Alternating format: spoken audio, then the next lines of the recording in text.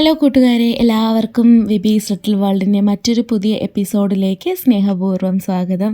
കഴിഞ്ഞ ദിവസം എനിക്ക് കൊച്ചിയിലൊരു പ്രോഗ്രാം ഉണ്ടായിരുന്നു കേട്ടോ. നമ്മുടെ celebrity bridal makeup artist Vikas ഏട്ടൻ്റെ ഒരു 1 ഡേ വർക്ക്ഷോപ്പായിരുന്നു. അപ്പോൾ അതിന് വേണ്ടിയിട്ട് പുലർച്ചെ 2 മണിക്ക് പോയതാണ്. തിരിച്ചെത്തിയപ്പോഴേക്കും 12 മണിയായി. വന്നതിന് ശേഷം കുളിച്ച് ചൂടോടുകൂടി ദോശയൊക്കെ ഉണ്ടാക്കി കഴിച്ച് കിടന്നപ്പോഴേക്കും 1:30 ദോശയ്ക്ക് കറിയും കാര്യങ്ങളൊക്കെ എൻ്റെ മദറിൽ ഉണ്ടാക്കി വെച്ചിരുന്നു. ഞാൻ കുളിച്ച് വന്നപ്പോഴേക്കും പ്രകാശേട്ടൻ എനിക്ക് ദോശയൊക്കെ ചുട്ടു തന്നു.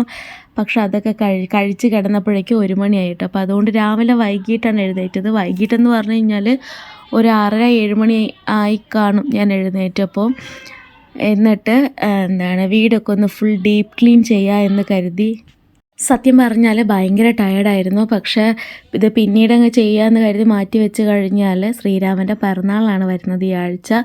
അപ്പോൾ എനിക്ക് ഇതിപ്പോൾ അങ്ങോട്ട് കൈയോട് ചെയ്ത് വെച്ച് കഴിഞ്ഞാലാണ് അവൻ്റെ ബർത്ത്ഡേ ആകുമ്പോഴേക്കും വീട് ഒന്നുകൂടെ ഒന്ന് വൃത്തിയാക്കാൻ പറ്റത്തുള്ളൂ. ഹോം പ്യൂരിഫിക്കേഷനും കാര്യങ്ങളൊക്കെ ചെയ്യണം. പീരിയഡ്സ് കഴിഞ്ഞ് ഞാൻ സാധാരണ ചെയ്യാറുണ്ട് കേട്ടോ. അപ്പോൾ പീരിയഡ്സ് കഴിഞ്ഞിട്ട് വീട് ഫുള്ള് ക്ലീൻ ചെയ്ത് വിളക്കുകളൊക്കെ കഴുകി വെച്ചിട്ടാണ് വീണ്ടും ഞാൻ ഈ ഒരു പൂജ റൊട്ടീനിലേക്ക് കയറാറുള്ളത്. ഈ ഹോം പ്യൂരിഫിക്കേഷൻ്റെ ഡീറ്റെയിൽഡ് ആയിട്ടുള്ള വീഡിയോ ഒന്നും അതിൽ കാണിച്ചിട്ടില്ല. കാരണം എനിക്ക് സത്യം പറഞ്ഞു കഴിഞ്ഞാൽ ഞാൻ ചെയ്യുന്ന ജോലികളുടെ ഒപ്പം തന്നെ വീഡിയോ കൂടി എടുത്ത് വെച്ചൊക്കെ ചെയ്യുന്നത് ഭയങ്കര ബുദ്ധിമുട്ടായിരുന്നു. കാരണം പ്രോപ്പറായിട്ടുള്ളൊരു സ്ലീപ്പും ഉണ്ടായിരുന്നില്ല. പിന്നെ ഫുൾ ട്രാവലിങ്ങിലായിരുന്നു. നമ്മുടെ KSRTC ബസ്സിലും ട്രെയിനിലൊക്കെ ആയിരുന്നു. ഏകദേശം ഒരു 10 മണിക്കൂർ. കാരണം കോയമ്പത്തൂരിൽ നിന്ന് കൊച്ചിയിലേക്കും ഓൾമോസ്റ്റ് 5 hours ഉണ്ട്. പിന്നെ അതേപോലെ തന്നെ കോയമ്പത്തൂരിൽ നിന്ന് കൊച്ചിയിലേക്കും. ഇപ്പോൾ ട്രെയിനിലാവുമ്പോൾ എനിക്ക് ഈ ഒറ്റപ്പാലൊക്കെ പിടിച്ചിടുന്നുണ്ട്. ഇപ്പോൾ ഒറ്റപ്പാലം പാലക്കാടൊക്കെ വണ്ടി ഒരുപാട് നേരം പിടിച്ചൊക്കെ ഇട്ടിട്ടാണ് വന്നത്. അല്ലെങ്കിൽ 10 മണിക്ക് എത്തേണ്ട ട്രെയിനാണ് 12 മണിക്ക് 2 hours ലേറ്റ് ആയിട്ടാണ് വന്നത്. ക്ലീനിങ് ഞാൻ സാധാരണ കിച്ചണിൽ നിന്നാണ് സ്റ്റാർട്ട് ചെയ്യുന്നത്. കിച്ചണിൽ പോയി കഴിഞ്ഞാൽ ആദ്യം ഫ്രിഡ്ജിൽ നിന്നാണ് തുടങ്ങുന്നത്. ഫ്രിഡ്ജ് ഞാൻ ആഴ്ചയിൽ 1 ദിവസമാണ് ക്ലീൻ ചെയ്യാറുള്ളത്. ആഴ്ചയിൽ 1 ദിവസമല്ല, ഡെയിലി ക്ലീൻ ചെയ്താലും കുറച്ച് നേരം കഴിഞ്ഞ് നോക്കിയാൽ ഫ്രിഡ്ജിൻ്റെ കാര്യം കണക്കാണ്. ശ്രീരാമ പിന്നെ ഓരോ കംപ്ലയിൻറ്റ്സ് ആയിട്ട് എൻ്റെ അടുത്ത് വരികയാണ്. അച്ഛൻ ചീത്ത പറഞ്ഞു, അവിടെ മുട്ടി ഇവിടെ മുട്ടി എന്നും പറഞ്ഞിട്ട്. അവന് ഫീവറായിരുന്നു കേട്ടോ. അപ്പോൾ അതുകൊണ്ട് ഞാൻ ഒരു 4 ദിവസം അവനെ സ്കൂളിലേക്ക് പറഞ്ഞയക്കണ്ടെന്ന് കരുതി. കാരണം ഇപ്പോൾ ഓരോ ഫീവറും കാര്യങ്ങളൊക്കെ വരുമ്പോൾ ഒരു പേടിയാണ്. പിന്നെ അവൻ കരഞ്ഞ് ബഹളം വെച്ച് വരുന്നുണ്ട്.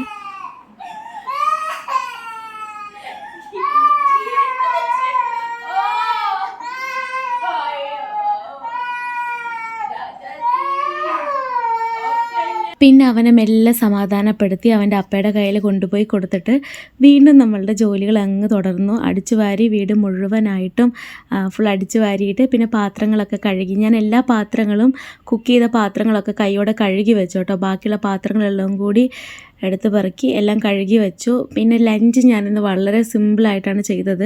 ചോറും രസവും പപ്പടവും മാത്രമേ വെച്ചിട്ടുള്ളൂ. കാരണം കുറേ ജോലികളുണ്ടെന്ന് എനിക്ക് മൈൻഡ് ഓൾറെഡി നമ്മളുടെ ശരീരം ടയേർഡാണ്. പിന്നെ മൈൻഡ് ഇത്രയും ജോലികൾ ചെയ്ത് തീർക്കാനുണ്ട്.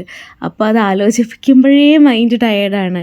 പിന്നെ ശ്രീരാമൻ്റെ ബർത്ത്ഡേക്ക് മുമ്പായിട്ട് വീട് 1-2 തവണ വൃത്തിയാക്കിയാലാണ്. കാരണം നമ്മുടെ മക്കളുടെ പിറന്നാളെന്ന് പറയുമ്പോൾ നമുക്ക് വലിയ ആഘോഷങ്ങളായിട്ടൊന്നും ചെയ്യാൻ പറ്റില്ല. ആകെപ്പാടുള്ളത് വീട് വൃത്തിയാക്കുക, വിളക്ക് വെച്ച് ഭഗവാനോട് പ്രാർത്ഥിക്കുക. പിന്നെ അവന് ഇഷ്ടമുള്ള കാര്യങ്ങളൊക്കെ, അതൊരു കുഞ്ഞ് കേക്കാണെങ്കിലും അല്ലെങ്കിൽ ഭക്ഷണമാണെങ്കിലും ഉണ്ടാക്കി കൊടുക്കുക. ഇതൊക്കെയാണ് ഞാൻ അവൻ്റെ ബർത്ത്ഡേക്ക് ഉദ്ദേശിക്കുന്ന കാര്യങ്ങൾ. വേറെ എന്തായാലും പ്രത്യേകിച്ച് നമുക്കൊക്കെ മക്കൾക്ക് വേണ്ടി ചെയ്യാൻ പറ്റുക, അവർക്ക് വേണ്ടി പ്രാർത്ഥിക്കുക എന്നല്ലാതെ. അപ്പോൾ അതുകൊണ്ടാണ് ഞാൻ കൈയോടെ കൂടിയിട്ട് ക്ലീനിങ് ജോലികളൊക്കെ സ്റ്റാർട്ട് ചെയ്തത് കേട്ടോ. പിന്നെ പീരിയഡ്സ് കഴിഞ്ഞിട്ട് വൃത്തിയാക്കിയാൽ മാത്രമേ എനിക്ക് വിളക്കും വയ്ക്കാൻ പറ്റത്തുള്ളൂ. പിന്നെ ഇത്രയും ദിവസം മാറി നിന്നിട്ട് ഞാൻ എൻ്റെ കൈ കൊണ്ട് വിളക്ക് വയ്ക്കുമ്പോൾ എനിക്ക് കിട്ടുന്നൊരു സന്തോഷവും ഒരു സാറ്റിസ്ഫാക്ഷനും ഉണ്ടല്ലോ. അപ്പോൾ അതിന് വേണ്ടിയിട്ട് ഇതൊക്കെ എത്രയാണെങ്കിലും നമുക്കങ്ങ് ചെയ്യാമെന്ന് തോന്നും. ഇതിന് മുമ്പത്തെ വീഡിയോയിൽ ഞാൻ കൗണ്ടർ ടോപ്പ് എങ്ങനെയാണ് ക്ലീൻ ചെയ്യുന്നതെന്ന് ചോദിച്ചിട്ടുണ്ടായിരുന്നു. അത് വലിയ കാര്യമില്ല. ഈ 20 രൂപയുടെയും 45 രൂപയുടെയൊക്കെ ഈ സ്പ്രേ ബോട്ടിലില്ലേ, കാലി ബോട്ടിൽ, അത് വാങ്ങിച്ച് കഴിഞ്ഞാൽ അതിൽ വെള്ളം നിറച്ചിട്ട് പിന്നെ കുറച്ച് ലൈസോൾ ഞാൻ ചേർക്കാറുണ്ട്. അത് മസ്റ്റാണ് കേട്ടോ എനിക്ക്.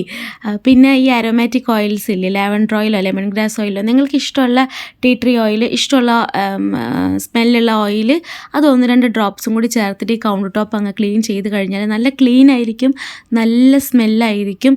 പിന്നെ നമ്മൾ ഈ ഫുഡ് എടുക്കുമ്പോഴൊക്കെ ചെയ്യുമ്പോൾ അവിടെ ഫുള്ളും ഓയിലി ആയിരിക്കും. അപ്പോൾ അതുകൊണ്ട് കുറച്ച് ലൈസോൾ ചേർത്ത് തുടച്ച് കഴിഞ്ഞാൽ നല്ല നീറ്റ് ആൻഡ് ക്ലീൻ ആയിരിക്കും. അതാണ് ഞാൻ എപ്പോഴും കൗണ്ടർ ടോപ്പിന് ചെയ്യാറുള്ളൂ കേട്ടോ. പിന്നെ പുറത്ത് പോയിട്ട് അവിടെയുള്ള ഫുള്ളൊക്കെ ഇങ്ങനെ കച്ചകച്ചേന്ന് കിടക്കുമായിരുന്നു. അപ്പോൾ അതുകൊണ്ട് അവിടെ ഫുള്ളങ്ങ് ക്ലീൻ ചെയ്തു.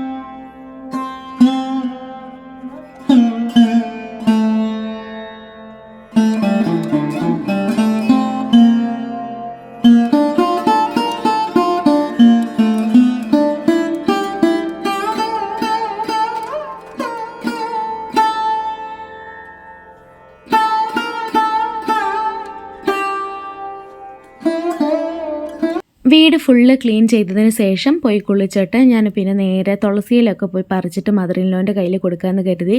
തുളസിയിലൊക്കെ പറിച്ച് കൊടുത്തു കഴിഞ്ഞാൽ ആളെനിക്ക് നല്ല ഭംഗിയുള്ള തുളസിമാല കിട്ടിത്തരും കേട്ടോ. കുറേ പേര് ചോദിച്ചിട്ടുണ്ടായിരുന്നു മുല്ലപ്പൂവൊക്കെ എങ്ങനെ മേടിക്കുന്നതെന്ന്. ഞാൻ ഈ ചെണ്ടുമല്ലിയും റോസാപ്പൂക്കളൊക്കെയാണ് സാധാരണ പൂക്കൾ അങ്ങനെ മേടിക്കുന്നത്, അതങ്ങനെ വെക്കുക ചെയ്യുക പൂജയ്ക്ക്. പക്ഷേ മുല്ലപ്പൂവ് ഞാൻ കെട്ടിയത് മേടിക്കാറില്ല. ലൂസിൽ മേടിച്ച് കഴിഞ്ഞാൽ മദറിൻലോൻ്റെ കയ്യിൽ കൊടുത്താൽ എനിക്ക് ആൾ ഭംഗിയായിട്ട് കെട്ടിത്തരും. ആൾക്ക് നന്നായിട്ട് പൂ കെട്ടാനറിയാം. അപ്പോൾ അത് ഞാൻ അങ്ങനെയാണ് ചെയ്യാറുള്ളത്. പിന്നെ അത് കഴിഞ്ഞിട്ട് പൂജാ റാക്കൊക്കെ അങ്ങ് വൃത്തിയാക്കാമെന്ന് കരുതി. പൂജാ റാക്ക് വൃത്തിയാക്കാൻ വേണ്ടിയിട്ട് ഞാൻ ഈ മഞ്ഞളൊക്കെ എങ്ങനെ തേക്കുക, കിച്ചണിൽ മഞ്ഞൾ എങ്ങനെ തേക്കുക, പൂജാ റൂമിൽ മഞ്ഞൾ എങ്ങനെ തേക്കുകയെന്ന് ചോദിച്ചിട്ടുണ്ടായിരുന്നു.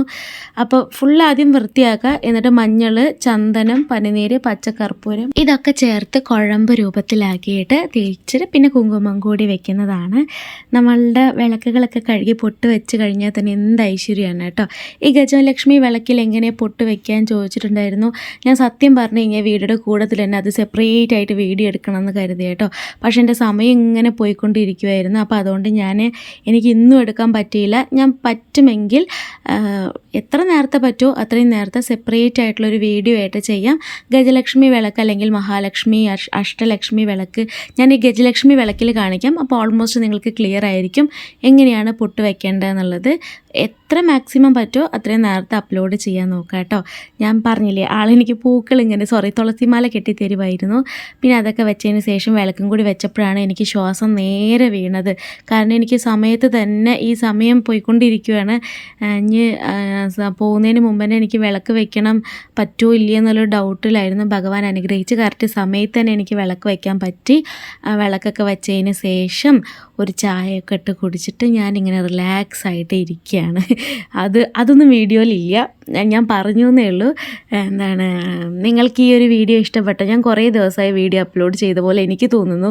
കാരണം എൻ്റെ ഈ ട്രാവലിങ്ങും കാര്യങ്ങളൊക്കെ ആയിട്ട്. അപ്പോൾ എൻ്റെ ഈ കൊച്ചു വീഡിയോ നിങ്ങൾക്ക് ഇഷ്ടപ്പെട്ടെങ്കിൽ നമ്മുടെ വീഡിയോ ഇത്രയും നേരം കണ്ടു തന്നെ ഒരുപാട് സന്തോഷം. സപ്പോർട്ട് ചെയ്യുന്ന എൻ്റെ എല്ലാ പ്രിയപ്പെട്ട കൂട്ടുകാർക്കും, സഹോദരിമാർക്കും, അമ്മമാർക്കും, ചേച്ചിമാർക്കും എല്ലാവർക്കും ഹൃദയത്തിൽ നിന്നുള്ള ഒരു നന്ദി ഞാൻ ഈ ഒരു അവസരത്തിൽ രേഖപ്പെടുത്താണ്. Thank you so much for this love. എന്തെങ്കിലും ചെറിയ ചെറിയ കുഞ്ഞു തെറ്റുകൾ ഞാൻ ഈ വീഡിയോയിലൂടെ നമ്മൾ ചെയ്യുമ്പോൾ എല്ലാവർക്കും എല്ലാം അറിയണമെന്നില്ലല്ലോ. അപ്പോൾ തെറ്റുകൾ എനിക്ക് ഒരുപാട് പറ്റിയിട്ടുണ്ട്, അതൊക്കെ പറഞ്ഞു തരുന്നുണ്ട്. ഒരുപാട് സന്തോഷം, നന്ദി കേട്ടോ. അപ്പോൾ ഇനി എനിക്ക് എന്തെങ്കിലും മിസ്റ്റേക്സ് എൻ്റെ ഭാഗത്തു നിന്ന് വരികയാണ് കാണിക്കുകയാണെന്നുണ്ടെങ്കിൽ നിങ്ങൾ പറഞ്ഞു തന്നാൽ മതി. പിന്നെ കുറേ നെഗറ്റീവ് കമൻസും വരുന്നുണ്ട്. സത്യം പറഞ്ഞു കഴിഞ്ഞാൽ ഞാൻ അത്രയും സ്ട്രോങ് മൈൻഡുള്ള ഒരാളൊന്നുമല്ല. പെട്ടെന്ന് നിരാശയാവുന്ന, ടെൻഷനാവുന്ന ഒരാളാണ്. അപ്പോൾ അതുകൊണ്ട് നെഗറ്റീവ് കമൻസ് ഒക്കെ ഇടുമ്പോൾ ചെറിയൊരു മയത്തിൽ പറഞ്ഞു കഴിഞ്ഞാൽ എനിക്ക് ചിലപ്പോൾ അതൊന്ന് ഡൈജസ്റ്റ് ചെയ്യാൻ ഒരു കഴിയുമായിരിക്കും. എന്തായാലും ഒരുപാട് നന്ദി കേട്ടോ. Thank you. വീണ്ടും മറ്റൊരു വീഡിയോയിൽ കാണാം. ടാറ്റാ, ബൈ.